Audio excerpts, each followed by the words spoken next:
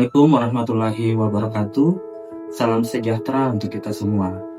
Perkenalkan, saya Demang Imba Escape Nation Cap. Saya adalah salah satu dosen di Prodi D3 Kepala Tangguh Poltekkes Kemenkes Palu. Puji syukur kehadirat Tuhan Yang Maha Esa. Pada kesempatan kali ini saya akan menampilkan video pembelajaran pada mata kuliah yang saya ampu sebagai salah satu persyaratan sertifikasi dosen, yaitu pernyataan diri dalam unjuk kerja Tridharma Perguruan Tinggi atau PPD UKT PT. Dalam hal ini berkaitan dengan pengajaran. Saya akan membahas mata kuliah keperawatan gawat darurat dan manajemen bencana dengan kode mata kuliah WAT D3 5.10.4. Mata kuliah ini merupakan mata kuliah wajib dengan bobot 3 SKS, terdiri dari 1 SKS teori, 1 SKS praktek, dan 1 SKS klinik. Mata kuliah ini adalah mata kuliah pertemuan pada semester ke-4 dengan jumlah 16 kali pertemuan, terdiri dari 14 pertemuan tatap muka, 1 pertemuan untuk ujian tengah semester, dan 1 ujian akhir semester. Agar pembelajaran dapat berlangsung dengan maksimal, saya menerapkan prinsip DI, Delivery, Interaction, dan Assessment. Pada prinsip delivery, saya melakukan apersepsi di awal pertemuan perkuliahan dengan tujuan agar meningkatkan perhatian mahasiswa. Materi saya sampaikan dengan metode ceramah dengan menggunakan PowerPoint yang menarik. Selain itu, saya juga menggunakan metode case study dengan tujuan untuk meningkatkan dan melatih mahasiswa berpikir kritis terhadap berbagai situasi yang saya berikan. Selain itu, saya juga memberikan metode pembelajaran demonstrasi di laboratorium, problem-based learning, dan discovery learning. Prinsip interaction, saya meningkatkan interaksi di kelas dengan cara memberikan pertanyaan, memberi tanggapan, dan membentuk diskusi untuk mendapatkan umpan balik selama proses belajar mengajar. Pada prinsip assessment, saya memberikan penilaian secara objektif terhadap kinerja mahasiswa, yaitu untuk kehadiran 10%, tugas 20%, UTS 30%, dan UAS 40%. Sebelum menampilkan rekaman proses pembelajaran, saya akan menjelaskan deskripsi mata kuliah keperawatan gawat darurat dan manajemen bencana. Mata kuliah ini membahas tentang konsep kegawat daruratan dan manajemen bencana, sistem penanggulangan gawat darurat terpadu, prinsip bencana, dan kejadian luar biasa, prosedur tindakan kegawat daruratan dan prosedur tindakan bencana. Kegiatan pembelajaran dirancang dengan ceramah, demonstrasi, dan diskusi melalui pendekatan proses asuhan keperawatan. Pada penyampaian materi, saya dan tim pengajar mengacu pada capaian pembelajaran lulusan yang dituangkan ataupun diturunkan pada capaian pembelajaran mata kuliah, yaitu pertama, mahasiswa mampu menjelaskan konsep perspektif keperawatan gawat darurat. 2. Mahasiswa mampu menjelaskan konsep dan prinsip gawat darurat. Ketiga, mahasiswa mampu menganalisis konsep sistem pelayanan gawat darurat. Keempat, mahasiswa mampu menguraikan konsep sistem penanggulangan gawat darurat terpadu. Kelima, mahasiswa mampu menguraikan konsep dan prinsip BHD. Keenam, mahasiswa mampu menjelaskan konsep asuhan keperawatan gawat darurat. Ketujuh, mahasiswa mampu menguraikan prinsip utama pertolongan gawat darurat.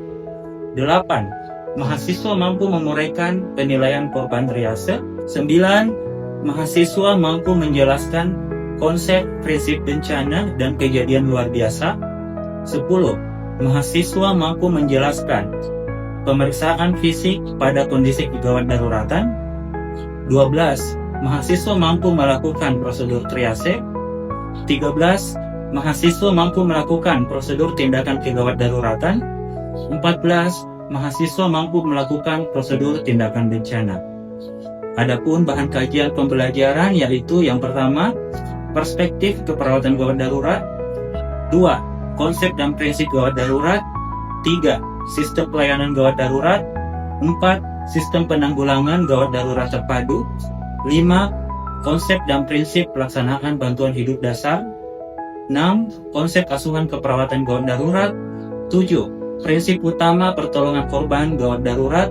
8. Penilaian korban triase. 9. Konsep prinsip bencana dan kejadian luar biasa. 10. Manajemen bencana. 11. Pemeriksaan fisik pada kondisi kegawat daruratan. 12. Prosedur triase. 13. Prosedur tindakan kegawat daruratan. 14. Prosedur tindakan bencana. Bahan referensi yang saya gunakan yaitu pertama, panduan gawat darurat. Kedua, buku panduan Basic Trauma Cardiac Life Support. Ketiga, Master Plan Kegawat Daruratan Medik. Keempat, manajemen dan logistik bantuan kemanusiaan dalam sektor kesehatan.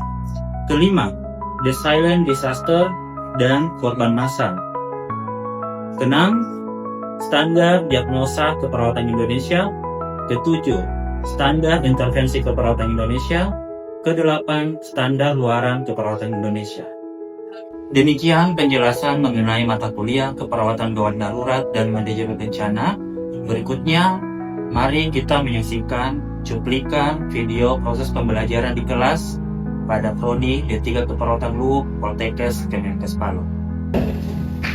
Assalamualaikum warahmatullahi wabarakatuh. Waalaikumsalam warahmatullahi wabarakatuh. Selamat siang ya. Siang. Semua masih semangat? Oke, jadi berdasarkan RPS hari ini kita akan membahas mengenai penilaian korban atau disebut triase. Sebelumnya ada yang tahu tidak apa itu triase? Mungkin sudah pernah ada yang membaca. Ayo bisa dikemukakan apa yang ditahu terkait dengan triase? Pemilihan korban, memilah korban. Oke, tepat sekali ya. Memilah korban berdasarkan sesuai dengan tingkat kegawat daruratannya. Oke. Jadi tujuan pembelajaran pada kali ini yaitu yang pertama, mahasiswa mampu menjelaskan definisi triase. Yang kedua, mahasiswa mampu menguraikan tujuan triase. Kemudian yang ketiga, mahasiswa mampu menguraikan prinsip triase. Yang keempat, mahasiswa mampu menguraikan kategori triase. Dan yang kelima yaitu mahasiswa mampu menjelaskan jenis dari triase. Sebelum kita lebih jauh mengenal tentang triase, kita harus menelusuri latar belakangnya dulu. Mengapa triase itu muncul? Oke, jadi latar belakangnya sebenarnya triase itu dimulai pada tahun 1796 sampai 1842 oleh Pak Dominic Girneri. Jadi beliau ini adalah seorang ahli bedah dari Napoleon. Beliau memberikan perawatan awal pada luka ketika berada di medan perang. Kemudian tentara diangkut ke rumah sakit, tempat perawatan yang berlokasi di garis belakang. Jadi pada masa ini, masa peperangan, sortir pasien, pemilihan pasien itu berdasarkan kegawat daruratan lukanya. Ya, kira-kira yang mana pasien yang membutuhkan perawatan luka dan masih bisa berperang kembali, itu yang menjadi prioritasnya. Begitu ya? Kemudian berkembang pada tahun 1846, John Wilson, beliau adalah seorang ahli bedah dari Inggris. Di sini sudah mulai memprioritaskan pasien, ya, tapi tidak berdasarkan kegawatannya atau tidak berdasarkan kegawat daruratannya, tetapi berdasarkan pasien mana yang masih bisa diobati dan bisa berperang kembali. Itu fokusnya. Begitu ya? Itu pada tahun 1846. Oke, selanjutnya kita ke pengertian triase. Oke, tapi untuk perkembangan triase sendiri, nanti triase berkembang di rumah sakit. Prinsipnya ditarik ke rumah sakit itu pada tahun 1980-an, ya, dan menjadi standar pelayanan di unit gawat darurat rumah sakit. Oke, sekarang kita ke pengertian triase dulu. Triase berasal dari bahasa Prancis, triad, dan bahasa Inggris trias, dan diturunkan dalam bahasa Indonesia triase yang berarti sortir, gitu ya. Jadi menyortir pasien berdasarkan tingkat kegawat-gawatan, yaitu proses khusus memilah pasien berdasarkan beratnya cedera atau penyakit untuk menentukan jenis perawatan gawat darurat. Begitu ya. Sebelumnya sudah pernah baca kan semua ini tentang triase ya. Sebelum perkuliahan kan sudah ada materinya ya, di LPS juga sudah dijelaskan ya. Saya mau bertanya, ada berapa simbol warna di triase? 4, apa itu? Merah, kuning, hijau, dan hitam. Oke, sebentar kita akan bahas lebih dalam lagi ya. Tujuan triase yang pertama menyelamatkan nyawa. Jadi fokus penanganan itu pada pasien yang membutuhkan pertolongan lebih dulu, dan arahnya itu kepada pasien yang dalam kondisi gawat dan kemudian yang kedua mencegah keparahan, gitu ya. Jadi pasien yang dalam kondisi gawat darurat dengan melakukan triase maka bisa mengurangi kecacatan atau keparahan dari kondisinya. Kemudian 3, tujuan triase yaitu keadilan klinis. Oke, jadi keadilan klinis maksudnya yang terlebih dahulu ditangani adalah pasien yang gawat dan darurat, baru kemudian kita menangani pasien yang tingkat kegawatannya lebih rendah. Kemudian tujuan triase yang berikutnya yaitu efisiensi rumah sakit. Jadi dengan prinsip triase kita bisa memaksimalkan sumber daya manusia dan alat yang ada di rumah sakit bisa lebih optimal lagi. Kemudian prinsip dan tipe triase. Yang pertama, triase seharusnya dilakukan segera dan tepat waktu. Oke, jadi jangan sampai di IGD masalah administrasi pasien itu menjadi penghalangnya. Nah, jadi ketika ada pasien masuk itu langsung di triase. Oke, ketika pasiennya berada dalam kondisi gawat dan darurat mengancam nyawa, maka harus segera ditangani. 0 menit ya, 0 menit. Kemudian yang kedua, pengkajian seharusnya adekuat dan akurat. Jadi adekuat itu maksudnya pengkajian itu harus lengkap, tidak ada yang terlewatkan, terutama RW-nya, breeding-nya, sirkulasinya, begitu ya. Kemudian dan akurat juga, memang berdasarkan data nyata. Oke, memang berdasarkan data objektif apa yang sedang dialami oleh pasien. Keputusan dibuat berdasarkan pengkajian, jadi memang harus mengkaji terlebih dahulu, baru bisa menentukan ini pasiennya label merah, label kuning, hijau ataupun hitam. Kemudian intervensi dilakukan berdasarkan keakutan dari kondisinya. Ya, jadi yang terlebih dahulu ditangani pasien yang dalam kondisi apa? Merah. Merah artinya gawat darurat, begitu ya. Contoh saya kasih kasus kepada kalian. Jika ada pasien masuk rumah sakit, pasien A masuk rumah sakit dalam kondisi sesak napas, nyeri dada, akral dingin, sianosis, penurunan kesadaran, ya. Kemudian pasien B masuk rumah sakit dengan luka laserasi, luka robek di tangannya.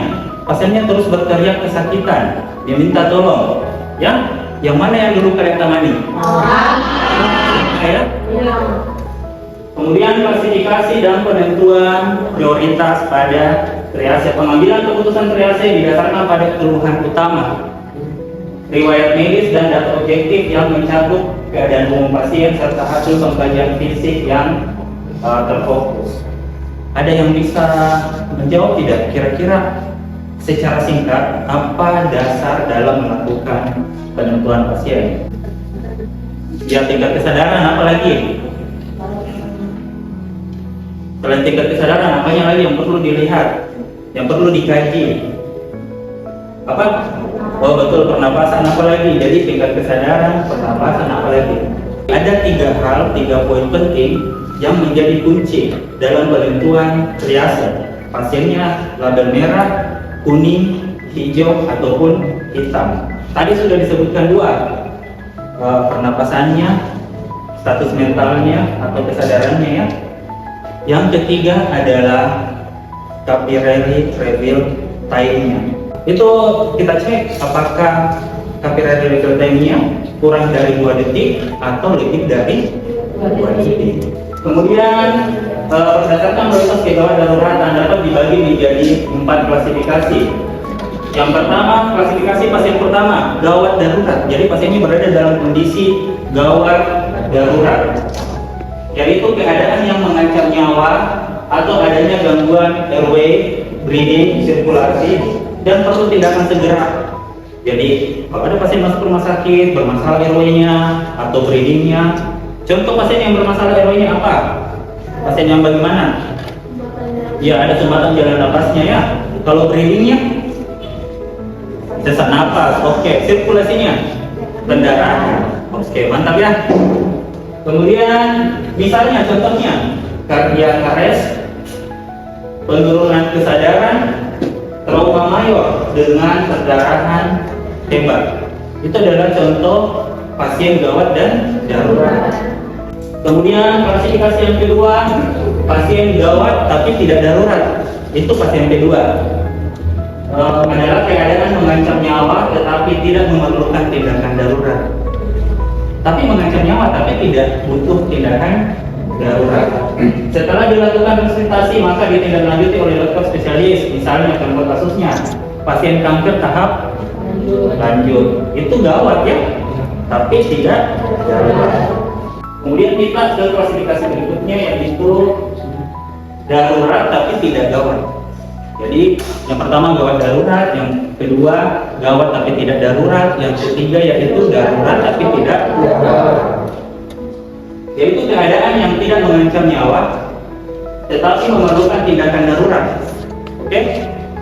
Pasien sadar, jadi dia sadar penuh status mentalnya. Oke? Tidak ada gangguan airway, breathing, sirkulasinya, dan dapat langsung diberikan terapi definitif. Untuk tindak lanjut dapat ke poliklinik, misalnya contohnya laserasi. Misalkan kayak temanmu lagi bermain cutter, ya tiba-tiba terkena sampingnya dan robek, itu laserasi, gitu ya. Itu darurat tapi tidak darurat. Kemudian klasifikasi berikutnya tidak gawat dan juga tidak darurat. Keadaan tidak mengancam nyawa dan tidak memerlukan tindakan gawat. Gejala dan tanda klinis ringan, misalnya penyakit kulit, gatal-gatal, itu tidak darurat, tidak gawat ya. Nah, kemudian batuk juga, batuk-batuk ya, flu itu tidak gawat, tidak darurat. Oke? Sistem klasifikasi pasien. Jadi di sini pasien diklasifikasikan menjadi 4 klasifikasi ya. Oke. Yang pertama, prioritas pertama itu disingkat P1, pasien P1 adalah pasien emergensi. Itu labelnya warna merah. Yaitu pasien dengan kondisi mengancam nyawa, memerlukan evaluasi dan intervensi segera. Kemudian prioritas 2 atau urgent. Simbolnya warna kuning. Adalah pasien dengan penyakit yang akut, mungkin membutuhkan troli atau butuh juga kursi roda. Waktu tunggu bisa sampai 30 menit. Kemudian pasien prioritas 3 yaitu non urgent atau pasien yang dilabeli warna hijau. Jadi dia non urgent. Pasien yang biasanya dapat berjalan dengan masalah medis yang minimal seperti tadi gatal-gatal, flu. Terakhir adalah pasien yang meninggal, itu berwarna hitam. Tidak ada respon pada segala rangsangan. Ada sebenarnya beberapa jenis dari triase. Ada triase harian, triase bencana, insidentil, taktis, dan kondisi khusus. Jadi triase harian itu triase di instalasi gawat darurat. Oke, itu adalah triase harian yang hari-hari dilakukan di IGD. Kan setiap ada pasien masuk di IGD itu di triase, betul tidak? Itu adalah triase harian. Kemudian ada triase bencana. Ini kalau misalkan memang terjadi bencana. Kemudian ada triase insidentil. Triase yang dilakukan di unit IGD pada kasus korban massal, misalnya keracunan. Kemudian ada triase taktis. Triase yang mirip dengan triase bencana, hanya tujuannya untuk misi militer. Kemudian triase kondisi khusus, triase yang dilakukan pada daerah epidemi yang bertujuan untuk mencegah penularan sekunder. Misalkan ada satu kabupaten yang ada terpapar virus, maka di situ perlu dilakukan triase. Yang mana pasien yang sudah terpapar dan yang mana yang belum terpapar, dan kemudian yang mana yang perlu ditangani terlebih dahulu, yang mana yang masih bisa ditunda. Indikasi kebutuhan untuk klasifikasi prioritas tinggi. Jadi yang perlu kita cek adalah apakah pasien nyeri lebar, pendarahannya aktif atau tidak, ya, stupor atau mengantuk. Itu status mental, ya, disorientasi, gangguan emosi, dyspnea saat istirahat, apakah dia sesak ketika istirahat, oke? Diaforesis yang ekstrim, keringat dingin, ya, sianosis atau tanda vital di luar dari batas normal. Ini adalah pemeriksaan yang perlu kita perhatikan ketika melakukan pengkajian dalam menentukan triase. Proses triase di rumah sakit itu seperti apa? Ada yang dinas IGD kemarin? Ada. Yang pertama, pasien datang diterima petugas atau paramedis di IGD. Di ruang triase dilakukan anamnesis dan pemeriksaan singkat dan cepat, oke, untuk menentukan derajat kegawatannya oleh perawat. Bila jumlah penderita atau korban yang ada lebih dari 50 orang, maka triase dapat dilakukan di luar ruang triase di gedung IGD rumah sakit. Memperhatikan ini adalah poin penting dari materi ini adalah bagaimana pelaksanaan triase di rumah sakit. Tadi saya bilang ada tiga poin penting, ya. Yaitu yang pertama, pernapasannya perlu dicek. Kemudian pemeriksaan kapilarinya dengan status mental, gitu ya. Jadi kalau misalkan penderitanya bisa berjalan, maka masuk kategori pasien kalau misalkan dia tidak bisa berjalan, kita cek lagi pernapasannya. Kalau dia tidak bernapas, misalkan dia bisa bernapas setelah jalan napasnya dibuka, maka masuk kategori pasien merah. Tapi ketika jalan napasnya sudah dibuka dan masih tidak ada pernapasan, maka masuk kategori hitam. Oke? Kemudian jika penderitanya bisa berjalan, dicek pernapasannya, oh ada pernapasannya, dia bisa bernapas, ya. Kita cek lagi frekuensi napasnya berapa. Kalau frekuensi napasnya lebih dari 30 kali per menit, maka dia masuk kategori pasien merah. Frekuensi napasnya kurang dari 30 detik, kita cek kembali capillary reveal time-nya. Lebih dari 2 detik, maka masuk kategori pasien warna merah. Kalau misalkan waktu pemisahan kapillernya kurang dari 2 detik, jadi kita cek lagi status mentalnya, tingkat kesadarannya. Jika pasien mengalami masalah kesadaran, misalnya dia somnolen, stupor atau bahkan koma, maka masuk kategori pasien warna merah. Jika status mentalnya itu normal atau komposmentis, itu pasien berada dalam kategori warna kuning. Ini adalah bagian dari pelaksanaan triase di rumah sakit. Oke, terima kasih, ya. Selanjutnya kita akan membahas beberapa kasus. Jadi kalian nanti minta tolong terbagi menjadi 4 kelompok. Jadi saya bacakan dulu petunjuk pekerjaannya. Yang pertama, baca setiap skenario kasus dengan cermat, analisis kondisi pasien berdasarkan prinsip triase. Pilihlah jawaban yang paling tepat dari pilihan yang tersedia. Waktu pengerjaan 30 menit. Silakan berdiskusi.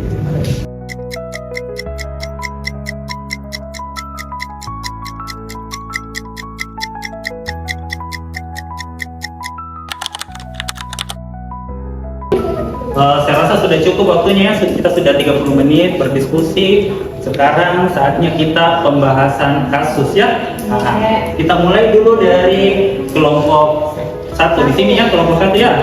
Oke, baik. Untuk kasus yang pertama, jawabannya apa?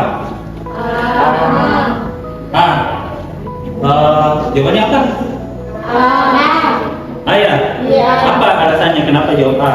Coba berdiri. Yusri Timpo. Ya.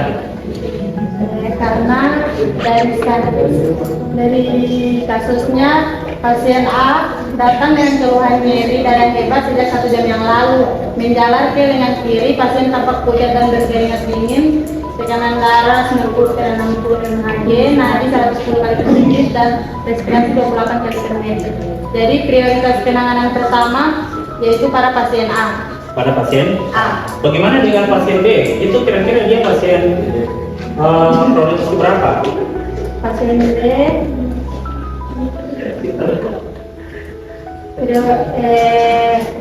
Arjen. Iya. Prioritas warna Kuning. Oke, tepat sekali. Pasien C Pasien C hijau. hijau ya. Iya. Oke, jadi prioritas pertama adalah pasien Pasien A. emergensi. Oke, tepat sekali. Tepuk tangan dulu dong. Selanjutnya kita melangkah ke kasus yang kedua. Nah, kasus yang kedua apa jawabannya ini? Sini ya, kelompok kedua ya. Apa jawabannya? Bisa dijelaskan alasannya apa? Coba Dita.